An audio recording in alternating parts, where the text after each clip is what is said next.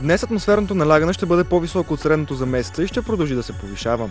На страната ще бъде облачно и на много места ще превалява дъжд. В североизточна България и високите полета дъждът ще се примеса с сняг.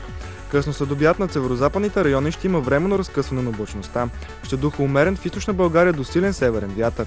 Максималните температури ще са между 4 и 9 градуса. В София средната температура ще е 5 градуса, в Пловдив, Варна и Русе около 10.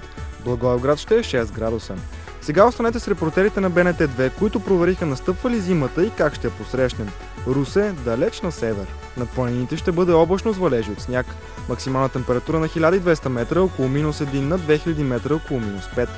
В Банско температурата ще е 13 градуса, в Боровец -2. На Черни връх и връх Ботев -6, на Мусала -9. Сега останете с репортерите на БНТ2, които провериха настъпва ли зимата. Честити!